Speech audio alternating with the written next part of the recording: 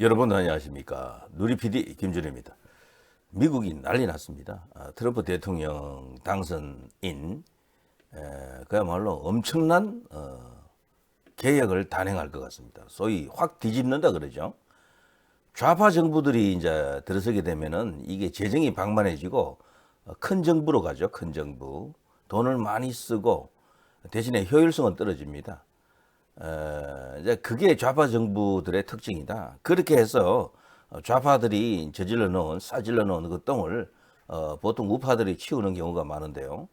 우파 하면은 뭐 여러 가지 개념이 있습니다만 특히 이제 보수 우파 정부라고 하면은 작은 정부, 효율성 이런 것을 강조하게 됩니다. 시장 기능을 이제 원론적으로 그걸 이제 향상 유지하려고 노력하는 세력이다 이렇게 볼 수가 있겠는데 지금 근자에 이르렀어요. 한 20, 30년 이래로 가장 혁신적인 개혁적인 그런 정부가 될 것으로 보입니다. 트럼프 대통령이 막강한 그야말로 세계가 인정할 수밖에 없는 그런 칼자위를 전면에 등장시켰습니다. 바로 일론 머스크입니다. 일론 머스크가 현 시점에서는 트럼프 정부의 2인자다라고 해도 과언이 아닙니다. 이 사람은 뭐 정치할 사람은 저는 아니라고 봅니다만 태생이 남아프리카 공화국 남아연방이잖아요. 때문에 이제 미 대통령 출마 자격은 없을 겁니다.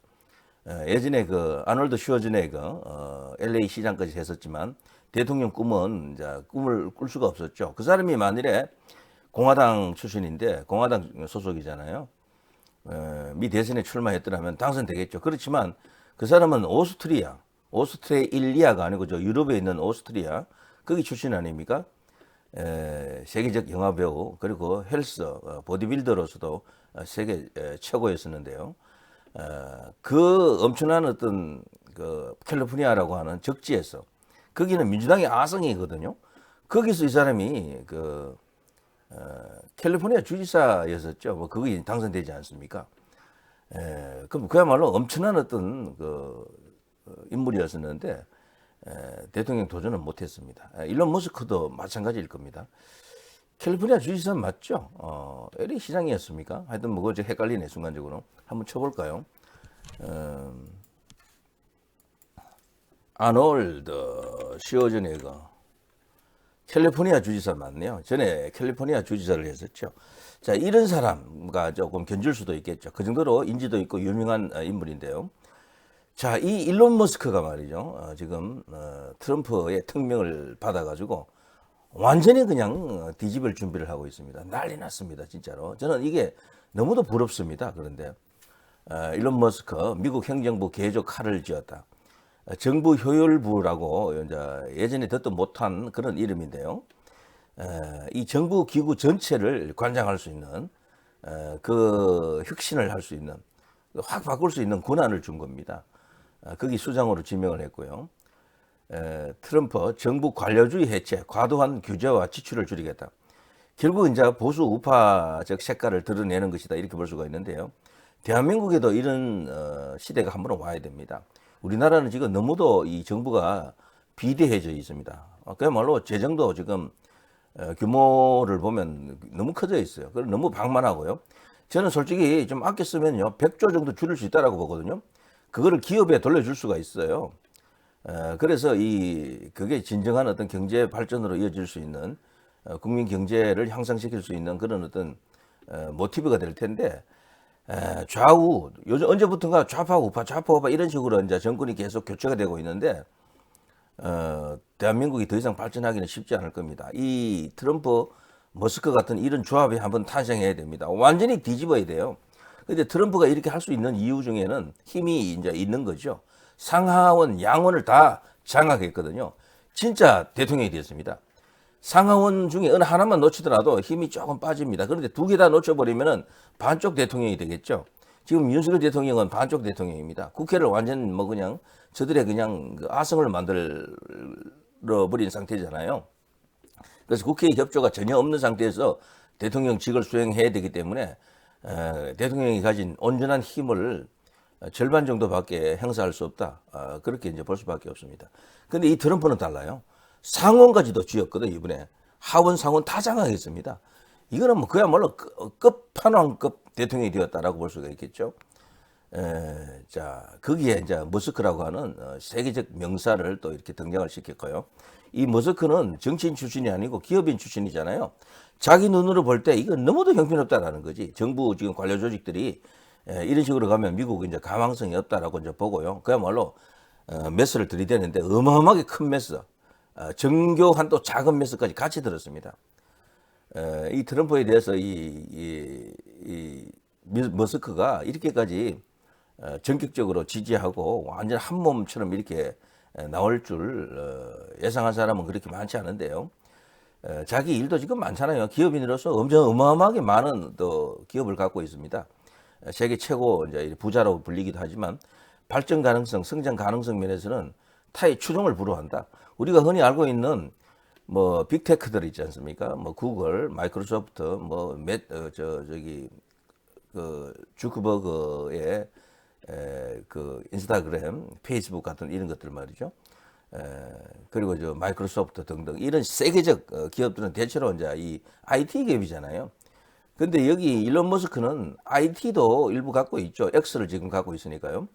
근데 그 밖에도 제조업을 또 갖고 있잖아요. 테슬라. 거기도 우주 기업이라고 하는 스페이스 X 등등에서 어마어마하게 많은 여러 가지 기업을 갖고 있습니다. 전부 하나같이 청사진이 좋은 발전 가능성이 높은 그런 기업들을 갖고 있는데 이번에 그야말로 물 만난 고기가 됐겠네요. 물 만난 고래입니다.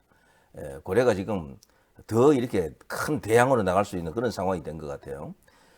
자, 트럼프가 이 일론 머스크를 엄청나게 고평가하는데요. 그는 슈퍼 천재다.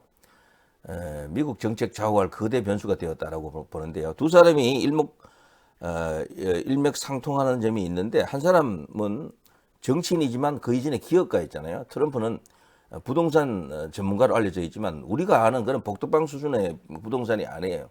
그야말로 거대 기업, 세계 최대의 부동산 관련 거대 기업을 갖고 있었던 트럼프이기 때문에 부동산 관련한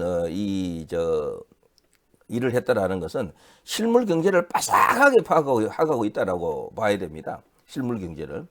그러니까 기존에 다른 어떤 정치인들과는 달라요. 이 트럼프는 기본적으로 미국을 어떻게 개조를 해야 되고 어떤 식으로 혁신을 해야 되는지 그 답을 알고 있는 사람인데 그런데 여기서 한술 더 떠서 이 일론 머스크는 더 나갑니다. 거기서. 그래서 이제 이 미국이 어마어마한 뭐 혁명 같은 그런 개혁이 혁신이 터질 것이다라고 지금 보는 거죠. 트럼프 중동 특사의 유대인 부동산 사업가 위트코트 임명, 40년 지기 골프 친구다. 뭐 등등등 해서요. 지금 어마어마한 변화를 예고하고 있습니다. 이걸 또 좀 보시면요. 트럼프 바이든 백악관에서 정권 인수 논의 순조롭게 진행될 것. 이게 지금 막 찍은 사진인데요. 이 두 사람이 사실 견원지간이잖아요. 트럼프는 그랬거든요. 자기가 대통령이 되면은 바이든을 죽이겠다고 킬하겠다고 했는데 여기서 킬한다라는 것은 바이든의 흔적을 다 지우겠다. 바이든 저것은 완전 악마다, 쓰레기다 이렇게까지 평가했던 인물인데 당선되고 나서는 이렇게 떡하니 서로 웃으면서 이렇게 덕담을 던지고 있는 거죠. 이게 정치입니다. 정치인들은 이렇게 또 해야 되고요.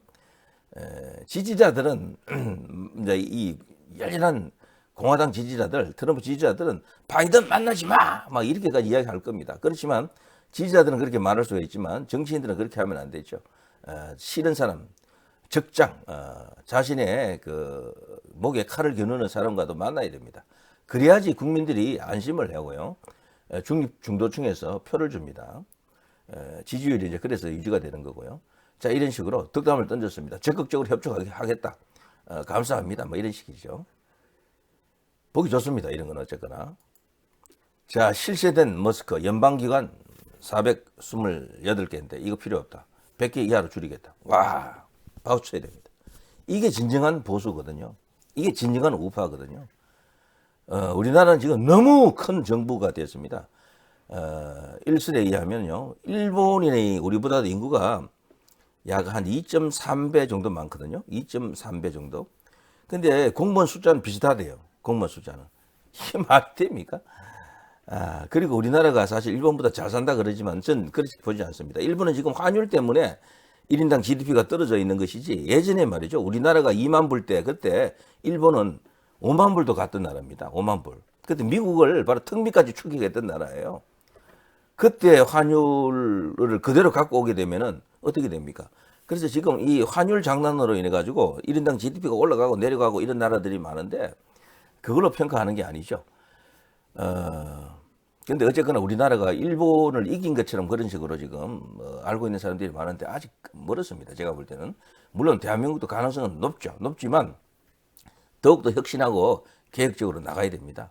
보수 우파 정부의 그 가치를 10분 발휘하고 구현을 해야 될 텐데 그러자면은 국회의 동의가 반드시 필요한 게 많거든요.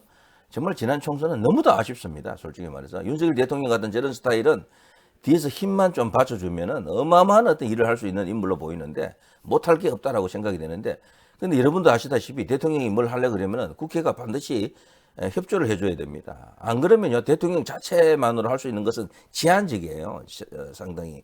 그래서 대통령이 갖고 있는 권한을 다 행사를 못하는 거죠. 자, 일론 머스크가 이렇게까지 나가는 것은 기업을 했기 때문에요. 그 효율성 면에서 완전히 지금의 미국 정부 조직, 관료 조직은 안 먹힌다, 안 통한다, 너무도 낡았다, 올드하다라는 것을 알고 있는 거죠. 비효율적이다라고 보는 겁니다. 지금 어쨌거나요, 선진국이 된 나라들은요, 전부 이겁니다. 관료주의와의 싸움이에요. 그런데 이 정부만 이렇게 되냐는 겁니다. 정부만. 사실 우리나라는 기업들도 이런 문제를 안고 있죠. 이건 좀 이따 이야기하고요. 윤 대통령 아페크 G20 참석자 오늘 출국합니다. 트럼프 회동 여부 주목. 당연히 회동할 것으로 이제 예상이 됩니다. 트럼프가 벌써 대통령과 윤 대통령과 통화를 아주 빨리 했잖아요. 그러면서 그 자리에서 이 세계 최고의 조선 국가가 한국이라는 것을 인정을 해줬습니다. 원래는 미국이었고 그 다음 일본으로 갔다가 그게 우리나라로 온 거거든요. 중국이 지금 우리나라와 경쟁하고 있지만 우리가 더 앞선다라고 합니다. 우리나라가 못 만드는 게 없어요. 핵잠수함도 만들 수 있습니다. 그리고 그 항공모함도 누가 이게 수주만 뭐 받으면은 누가 이를 발주만 해준다 그러면은 항공모함도 만들 수 있는 기술력을 갖고 있죠. 그리고 만드는데 그치는 게 아니고요. 그것을 보수 유지 관리하는데도 아주 뭐 세계 최고라고 합니다. 트럼프가 이걸 알고 있는 거죠. 거기 벌써 참모들 중에는 그런 것을 다 이렇게 보고를 했더라고요. 그래서 벌써 첫 번째 통화에서 그런 것을 요청했지 않습니까? 한국이 우리를 좀 도와달라고. 어마어마한 어떤 거래와 계약이 있을 겁니다. 그야말로 여기서 대박이 터질 수도 있겠다. 자, 21일까지 페루, 브라질 순방합니다. 바이든 이시다와 한미일 정상회의를 합니다만 트럼프와도 회동을 하려고 지금 굉장히 물밑대화 노력을 하고 있다 그래요. 저는 트럼프 대통령이 빨리 한국에 전화를 걸었던 것을 보더라도 어떤 라인이 작동하고 있다고 봅니다. 그 라인의 주인공이 김창준 전 하원 의원이었나라고 하는 생각이 들기도 합니다만 모르겠습니다. 이거는 좀 가봐야 돼요. 김창준 전 연방상원 하원 의원 나이가 굉장히 많습니다. 지금 85세로 되어 있네요. 이분이 혹시 영향을 주는 게 아닌가 싶은 생각도 있습니다만 한번 모르겠습니다. 이건 좀 두고 봅시다. 자, 아무튼 이런 식이죠. 이런 식인데요. 그래 끝나기 전에 이걸 하나 보여드리고 끝내겠습니다. 유명한 스티브 잡스입니다. 세계 최고가 최고로 남아있으려면 끝없이 변해야 된다. 혁신해야 된다는 걸 말해줍니다. 그런데 그 최고로 올라갔던 기업이나 정부가 안주해버리고 관료화되면 끝난다라고 이야기하는 겁니다. 이렇게 된 기업들 많죠. 세계 최고였던 코닥, 그야말로 카메라에 관한 한 뭐 절대 강자였잖아요. 세계 제일 먼저 그거 디카 기술을 개발한 게 코닥이거든요. 그걸 개발해놓고 붙들고 있었어 그냥. 그걸 일본이 그냥 싹 가져가 버렸네. 그러면서 이 카메라의 패권이 일본으로 넘어가 버렸죠. 일본이 그 엄청나게 많은 카메라 회사들이 있잖아요. 근데 코닥이 원래 세계 최고였어요. 근데 디카를 만들어 놓고 그거를 그냥 주력으로 쓰지 않고 너무 잘 나가니까 아날로그에 집착했던 거야. 코닥 카메라, 뭐 코닥 필름 이런 데 말이죠. 그냥 뭐 코닥은 지금은 그냥 뭐 완전히 그냥 저 밑에 있는 기업이 됐잖아요. 그런 기업들이 많습니다. 일본도 그래요. 그렇게 이제 잘 나가던 일본의 전자기업들 보십시오. 세계 최고였잖아요. 아날로그 시절에는. 그 일본 기업들도 안주하다가는 새로운 어떤 패러다임, 새로운 혁신이 이제 일어나지 않으니까 그 패권이 한국으로 넘어가 버렸잖아요. 한국이 지금 또 그런 위기를 처하고 있습니다. 지금 삼성이 위기라 그러죠. 1인당이 아니고 주가 지수가 지금 4만 대까지. 한때 9만 전자, 10만 전자 노래하던 삼성이 지금 이렇게 됐습니다. 큰일 났습니다. 저는 그걸 여기 스티브 잡스도 미리 오래전에 경고를 했죠. 이건 스티브 잡스가 이런 걸 보면 이 사람도 일론 머스크와 비슷하게 천재형 사업가입니다. 저는 대한민국이 잘 살려고 그러면요, 이런 사업가형, 그리고 위대한 군인, 이런 사람들이 정치 주도를 해야 됩니다.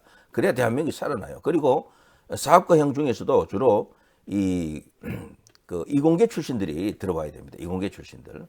저도 인문 쪽이지만 인문 쪽은 한계가 있어요. 상상력 이런 것이 조금 있을 수가 있지만 결국에는 이런 이공계 출신들이 나라를 이렇게 이끌 수 있는 그런 시대가 빨리 열려야 된다, 이런 생각이 들고요. 지금 우리나라는 이 관료화에다가 더 최악인 게, 저 야권은 운동권, 그리고 이제 법조, 여기 이제 국민의힘 같은 이런 세력들은 전부 법조인들입니다. 대부분.